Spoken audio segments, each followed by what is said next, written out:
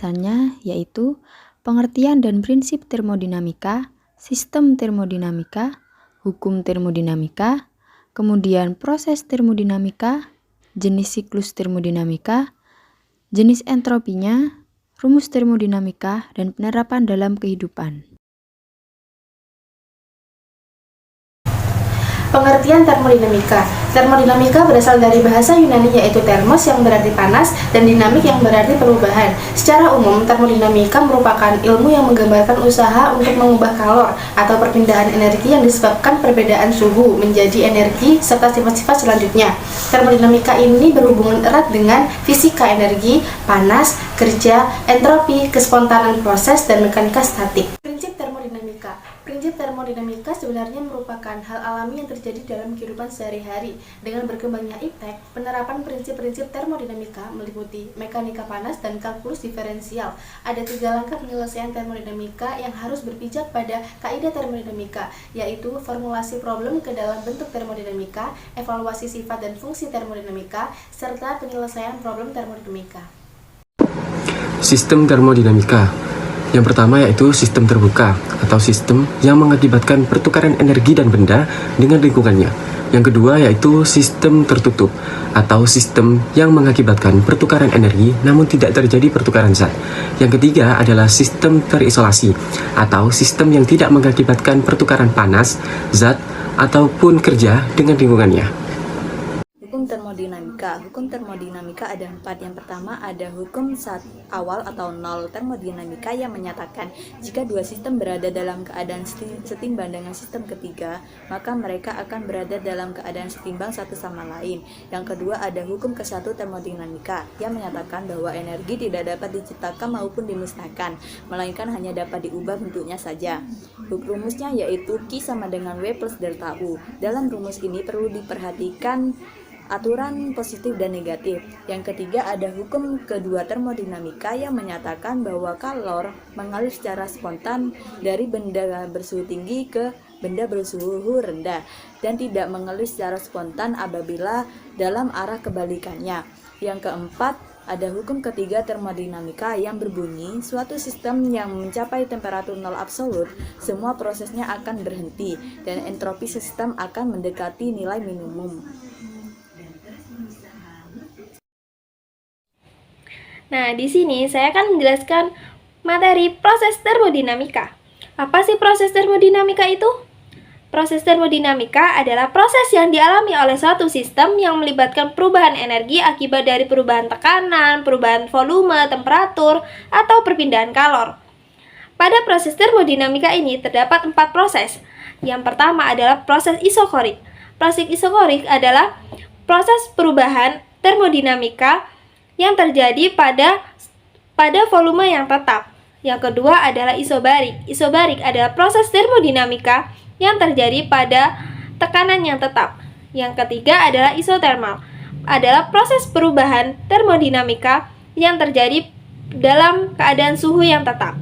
Yang keempat adalah proses adiabatik, yaitu proses dalam perubahan termodinamikanya tanpa disertai oleh perubahan kalor antara sistem maupun lingkungannya. Jenis-jenis siklus termodinamika adalah serangkaian proses termodinamika mentransfer panas dan kerja dalam berbagai keadaan seperti tekanan, temperatur, keadaan lain. Hukum pertama termodinamika menyebutkan bahwa jumlah panas yang masuk setara dengan jumlah panas yang keluar.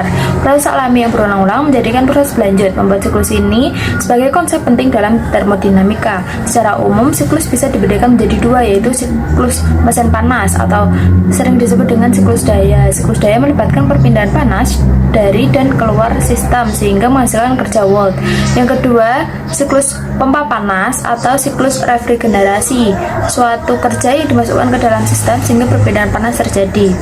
Siklus daya sendiri secara umum bisa dibedakan menjadi 2, yaitu siklus daya uap yang meliputi siklus daya uap Carnot dan siklus Rankine. Yang kedua, siklus daya gas yang meliputi daya gas Carnot, siklus Otto, siklus diesel, siklus ganda, dan siklus Brayton. Baik, di sini saya akan menjelaskan tentang entropi, jenis-jenis entropi. Entropi sendiri adalah salah satu besaran termodinamika yang mengukur energi dalam sistem persatuan temperatur yang tak dapat digunakan untuk melakukan usaha. Di sini jenis-jenis entropi ada dua. Yang pertama, high entropy, dan yang kedua, low entropy. Low entropy adalah entropi rendah yang menunjukkan ketersediaan energi yang lebih besar. Contohnya pada sebuah berlian yang memiliki entropi rendah karena strukturnya yang mengikat atom-atom pada tempatnya.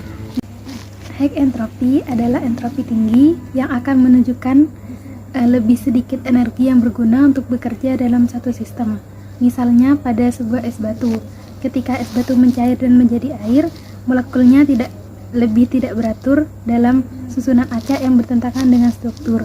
Jadi low entropy di sini strukturnya lebih teratur dan rapat, sedangkan high entropy ialah strukturnya lebih bebas. Yang selanjutnya yaitu rumus termodinamika. Termodinamika telah merumuskan berbagai persamaan untuk menyelesaikan persoalan-persoalan. Untuk hukum 1 termodinamika dengan rumus Q sama dengan W plus delta U.